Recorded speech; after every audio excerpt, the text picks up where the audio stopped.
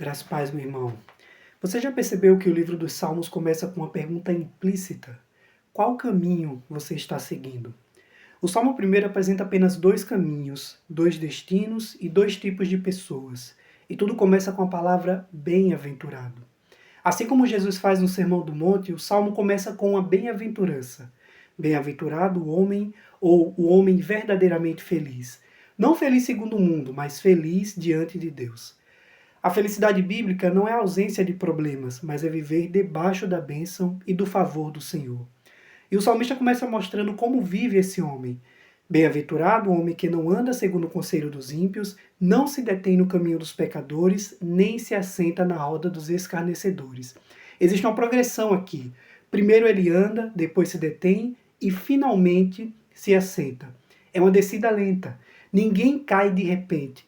Primeiro ouve os conselhos errados, depois passa a andar naquele caminho e por fim se acomoda ali. No início, ele apenas escuta conselhos. No final, ele passa a dar conselhos que são contrários à palavra de Deus. Se o seu conselheiro é um ímpio, logo você passará a praticar o que ele pratica. Mas o salmo não fala apenas do que o justo evita. Ele mostra em que o justo tem prazer. Antes, o seu prazer está na lei do Senhor, e na sua lei medita de dia e de noite. O homem piedoso, redimido, salvo, ama a palavra. Ele não é governado pelas próprias emoções, mas pela lei de Deus. Ele a lê pela manhã e a leva consigo durante o dia.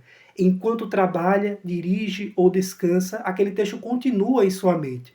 Ele volta ao versículo, medita, ora, lembra das promessas de Deus. Seu coração está constantemente sendo alimentado pelas Escrituras, em todos os momentos, em todas as escolhas.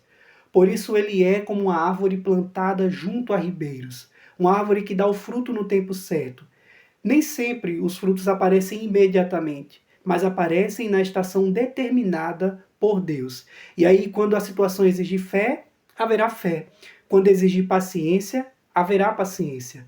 Quando exigir domínio próprio, haverá domínio próprio.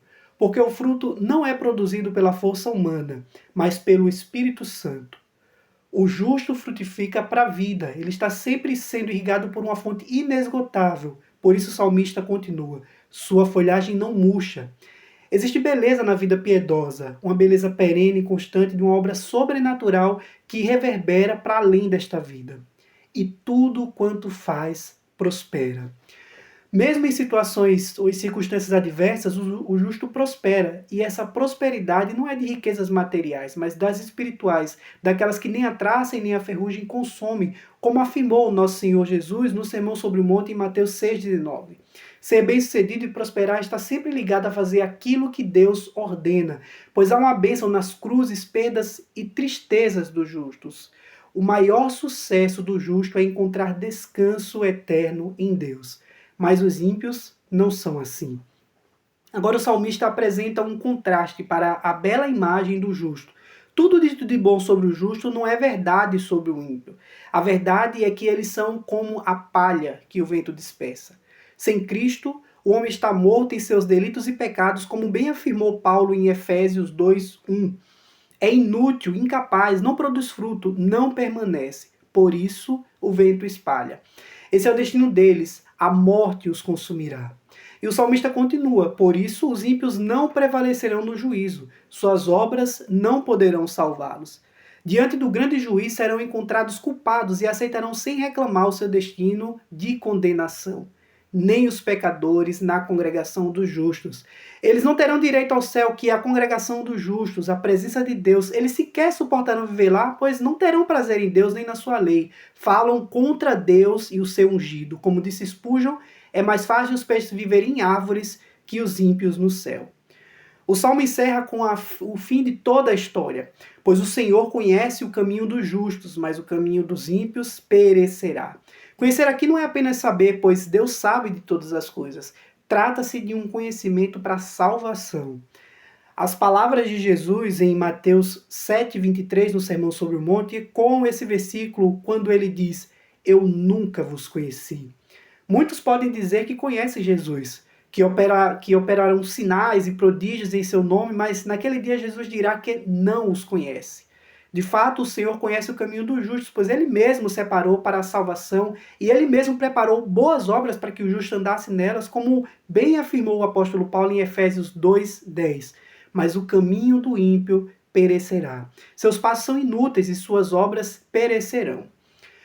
Para finalizar, eu deixo algumas perguntas para reflexão. Em que você tem prazer? Quem é o seu conselheiro? Em que caminho você está andando? Onde está o seu coração? Porque existem apenas dois caminhos. O caminho dos ímpios perecerá, mas o Senhor conhece o caminho dos justos. Assim como no Sermão do Monte, o Salmo primeiro começa com uma bem-aventurança e termina com a promessa da glorificação e de juízo completo da parte de Deus. Que o Senhor faça de nós homens e mulheres que encontram prazer na sua palavra. Até o próximo Salmo.